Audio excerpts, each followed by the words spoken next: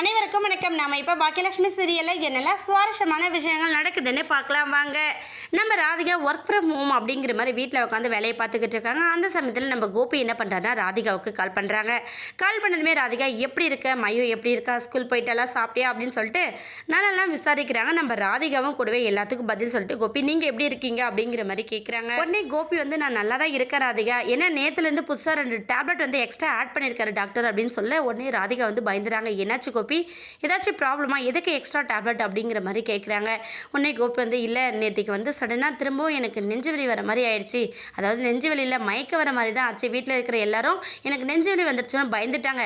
பக்கத்தில் இருக்க டாக்டர் வந்து பார்த்துட்டு பிபி ரைஸ் ஆயிருக்கு அப்படின்னு சொன்னார். கம்ப்ளீட்டாக செக் பண்ணிவிட்டு ஒன்றும் ப்ராப்ளம் இல்லை, நீங்கள் டேப்லெட் எடுத்துக்கோங்க அப்படின்னு சொல்லி கொடுத்துட்டு போனார் அப்படின்னு சொல்கிறாங்க.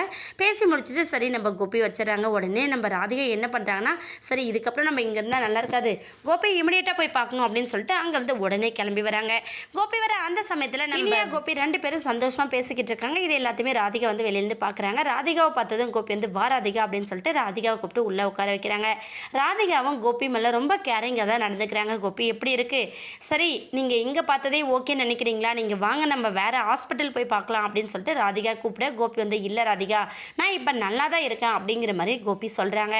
அது மட்டும் இல்லாமல் சரி கோபி நான் சாப்பிட்டேன், நீங்கள் சாப்பிட்டீங்களா அப்படிங்கிற மாதிரி எல்லாமே விசாரிச்சுட்டு ராதிகா என்ன பண்ணாங்கன்னா நாளைக்கு நீங்கள் நம்ம வீட்டுக்கு வரீங்களா அப்படிங்கிற மாதிரி கோபி கிட்ட கேட்குறாங்க.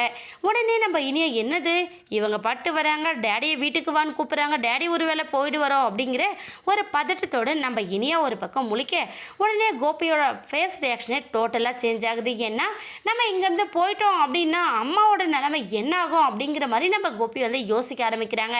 அதனால கண்டிப்பாக நம்ம ராதிகா கூட போகுவாரா இல்லை ராதிகாவுக்கு ஒரு குட் பையை சொல்லிட்டு அங்கேயே ஸ்டே பண்ண போகிறாரா அப்படிங்கிறத வெயிட் பண்ணி பார்க்கலாம். இந்த வீடியோ உங்களுக்கு பிடிச்சிருந்தா மறக்காமல் நம்ம சேனலை சப்ஸ்கிரைப் பண்ணுங்கள். தேங்க்யூ.